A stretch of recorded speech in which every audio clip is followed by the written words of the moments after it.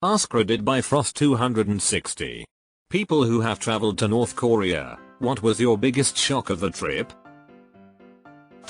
A literal shock was in one of the hotels we stayed at where we had to wear rubber slippers if you used any of the taps because there was a good chance you got an electric shock from them. Faulty neutral hook to ground made the light work. I have been there. I was the only person living in South Korea to visit in 2009. I was told this later by the South Korean police. It is a deeply fascinating place. But I'll just say one thing. The first question I was asked by anyone when I got there: do they have music in other countries? This reminds me of my trip to Iran in 2010. I was prepared for a lot of things, but music being illegal wasn't one of them. There was one traditional Persian restaurant in Tehran that had official approval from the government to have a band play folkloric music. Big empty roads. I did a bus tour around the Kaesong area in 2008 and we were the only vehicles on the road except for our escort. The other weird thing was the soldiers randomly stationed in the middle of a field stood at attention, probably a little theater for us. I remember going to the city at the DMZ on the NK side. When we got down there on the coach, the exit to the motorway had a big roundabout which was a good 3 lanes wide. Right in the center was an officer stationed with flags to do traffic calming directing. Problem is our coach was the only vehicular traffic on the actual road. Probably the first one the poor lad had seen in a good half hour. Haha. The ultimate bullshit job. Very large shops, but very few items in them with little to no variety. Just one type of coffee, one type of chocolate, one type of cheap toy for the kids. I was on an Aeroflot flight from Singapore to London in the 80s and it was routed through Moscow. It was the same there. They used to pile goods up in the windows, but there was little to nothing in the shop for you to buy. Met a British guy at a bar in Vietnam who told me he helped run tours in NK. I figured he was bullshitting me, but he pulled out his phone and showed me a bunch of photos from his work. Sure enough, he was legit. He said the people are all very friendly and are just stuck under a horrible government. The worst part, from what I've heard, is that most of the North Korean citizens actually know what kind of situation they're in. They may not realize how extreme it is, but it's definitely known. The empty huge roads, the fact that we had to use euros to pay for things in foreign shops, the kitschy huge painted billboards of the dear leader everywhere. I ended up visiting an orphanage and once and seeing the little kids have no expressions or curiosity was sad to see. Wait, why did you have to pay with euros? Do you know? As someone who went on a regimented group tour, I was surprised how willing our government guide was to alter the planned itinerary. Half our group was delayed on the train, so he brought us to a stamp museum nearby while we waited. We were driving by a fancy building and someone on the tour asked what it was. Don't remember what it was, but our guide said he could arrange for us to visit the next day if we wanted. That said, I'm sure they wouldn't let us walk down random streets, especially once we left the capital where all the most well-off people live. And when we left the stamp museum, the woman working it shut the lights off behind us and went back to standing in the dark. But considering I was expecting a no questions tour of a Potemkin village, it was surprisingly relaxed. Went back to standing in the dark. Just ouch. Went to the DMZ. Nothing truly shocking given the already abysmal public image of NK, but what surprised me was the continued effects of the split on Korean families who lost relatives after the two countries divided. My wife's family was split. They were some way connected to royalty and had thriving businesses they had to leave behind. It's probably not exactly answering the question the way you want, but my convoy of vehicles struck and killed a man on a bicycle a few hours north of Pyongyang. We were being escorted by the military, and so I, one of the translators, started yelling at the driver that we needed to pull over and render aid. He kind of shrugged, laughed and said that the roads belonged to the government and that was a risk he took by using it. So, guess that was the biggest shock? Sigh. Wow, that's actually crazy. I saw videos of a tourist using a computer in the library and all around him North Koreans that just stare at their screen and do nothing. Yeah, man, that's totally not me at work, for sure. I have a rather unique perspective here. I went with a Chinese tour group. Even though I am not Chinese, I was one of 2 foreign passport holders on the trip, and I am happy to answer questions. A couple of my old photos are currently on my Reddit profile, so feel free to check that out. Most surprising was probably the overt racism I experienced at Kim Il-sung's birthplace in a random park in Pyongyang. All the Chinese were allowed in, but I was forced to wait outside by some overzealous army guard. Everyone else was totally chill though, especially the 2 guides who were lovely. Was the food good? And drinks? And do North Koreans eat dessert? When we went to the State Theater, we watched a show where people rode horses and did tricks on them.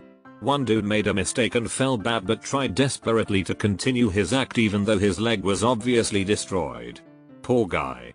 We hoped him and his family weren't sent to the gulag for his mistake.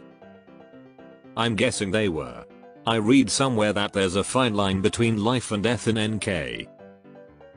Something like that could constitute a national embarrassment, which may incur penalties for you and your family.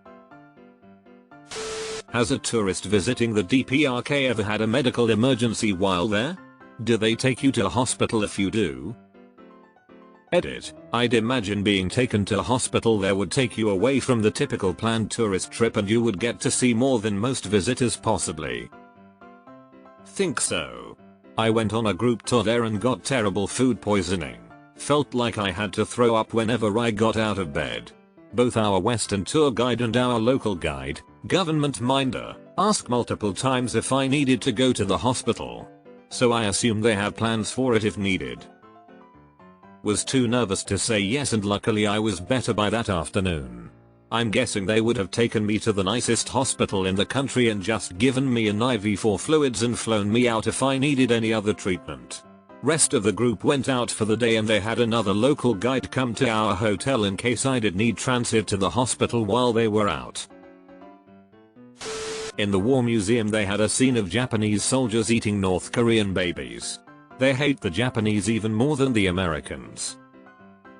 Japanese atrocities during WW2 were something else. Probably have a good reason for that hate. I haven't been, but know someone who has. They said there were pictures of their current leader everywhere. This person was from a country that was known to put up more than a few pictures of their own leader, but they said Korea was in a whole other league. I read once that it is mandatory to have a picture of their leader in every building. Also something about a small radio that only broadcasts messages from the government and it is illegal to turn it off.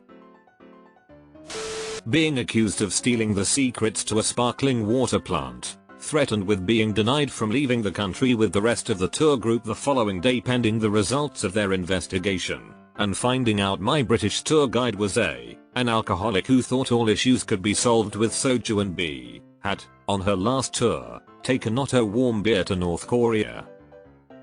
Fun times. I would have gone into cardiac arrest the second I heard the word investigation. Meeting my wife.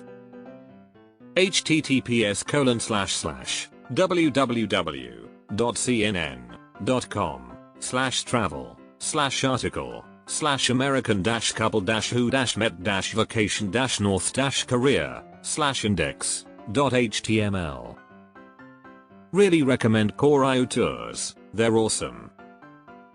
That's a great story, I love how you met. Thanks for sharing. I didn't travel there, but I was leading a cooking class in the basement of a shelter and halfway through, 2 women were brought in who had just escaped North Korea and arrived at the shelter that afternoon. I had so many questions that I couldn't ask, felt so lucky to meet them and wonder how their life in Canada turned out. That it was kind of peaceful, very few engines, no stereos blaring, and the food we were served was very good. I already knew it was a shitty totalitarian state that brutalized its people, was incredibly poor, and very poorly functioning. So any aspect being nice was a surprise. Even that, in a place with so much malnutrition, they were able to throw together a great lunch for tourists. On the flip side, even knowing how bad it was in advance, maybe the photo rules were surprising. No photos of buildings, streets, people, soldiers, and just so you don't forget soldiers. Photograph the sky and nature if you like. Unless that nature has a building visible in the frame, then delete it. Else only photos when expressly given the okay. They act like that there are no spy satellites and airplanes so your photos could compromise their security, when in truth if some of country like USA, China, Russia, France, Germany, UK, India or even small countries with some money want, they could just obtain all the intel without many issues. I've been to the border. I guess it was interesting to see the NK soldiers watching us with binoculars from their guard towers. So in the 80s my dad was in the National Guard. For their 2 weeks one year they shipped them all to West Germany, where they spent all their time building whatever, combat engineers. On their way out the door, their CO pressed a button and it all went away. Anyways, the point is, they had him go on a tower near the Berlin Wall, and look across with binoculars. There he saw his East German counterpart, who was looking back through a rifle scope. Dad said of all his experiences in the military, that one stuck with him most of all.